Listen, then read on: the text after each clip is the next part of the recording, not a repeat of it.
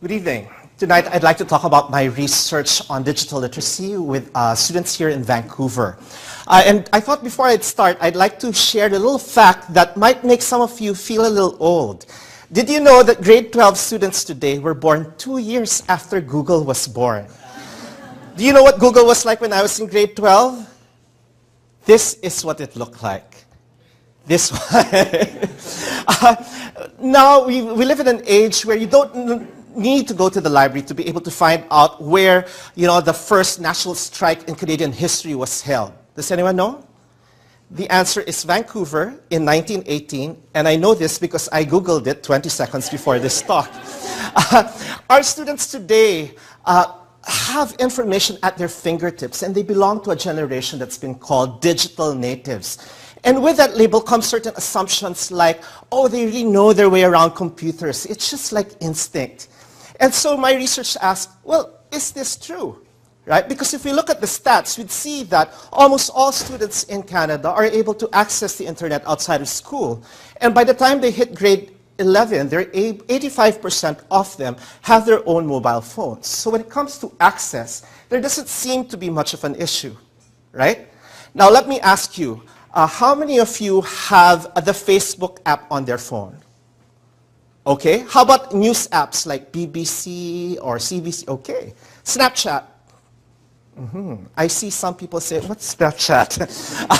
Well, the truth is, we develop very diverse digital literacies, right? And that's why in the past year, I've been talking to high school students from 3 different schools here in Vancouver, talk to their teachers, their parents, and asking about their digital literacies. And one student, Ayrton, whose father uses technology to manage his businesses outside of Canada and lives downtown, I could see how he really recognizes technology is a powerful source of knowledge.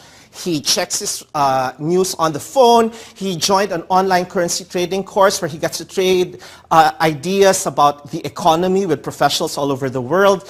He wrote a 150,000-word fan fiction novel, which I must tell you is going to be much longer than my own dissertation. And in contrast, John, who comes from East Vancouver, his mother is a caregiver, comes home at 11 and uses technology to do Facebook and watch her soap operas. They have one desktop at home that they share with 4 people. When I asked John, what do you use technology for? His answer was plain and simple. It was League of Legends. And when I asked him, well, how about for school, right? And he said, well, basically for printing. And right away, you see 2 kids, they're both 16, with very different views of what technology can do. And because of that, use technology in very different ways. And that's why I've grown to believe that no matter how many iPads we distribute in schools, the truth is our students are developing very diverse digital literacies, even before they get to school. And so what I want to ask is, well, how do social class differences of home environments, of parental involvement, of the kinds of devices that they use, and the networks that they have, how do these all shape different digital literacies?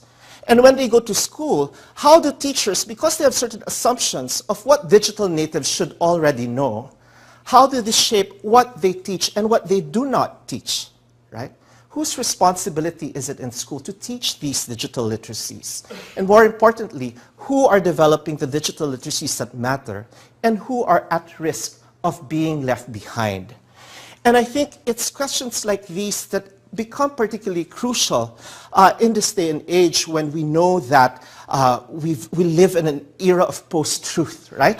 Where they talk about how it's so easy to claim lies as truth as long as you're able to promote them as truth. Where press secretaries of very powerful presidents can call certain falsehoods as alternative facts, right? So how do we make sure that as our students are Facebooking, Googling, Instagramming, snapping, that they recognize that technology is not just for entertainment, but really to be able to gain knowledge.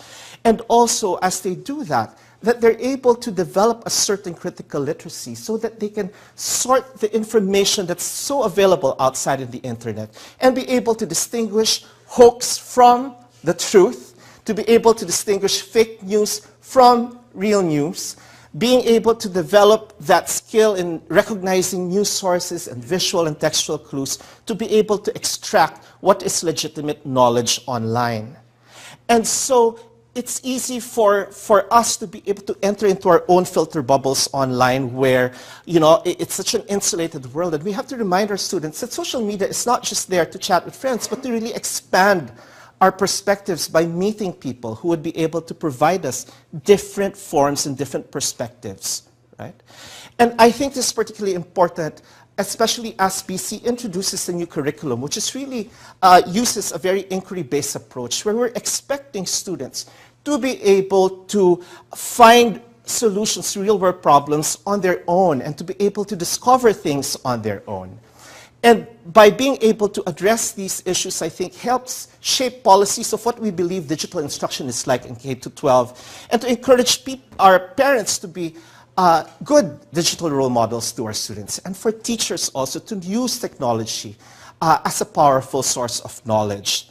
It's by addressing these issues of digital literacy and digital equity, I believe, that helps us create more empowering and inclusive classrooms in the 21st century, where students are able to move forward and think of a future, that will allow them to transform the world. And in the process, at the same time, I hope it helps us imagine a more equitable future for Canada, where technology is not there to widen inequality, but be able to bridge the social divide and to contribute to the public good.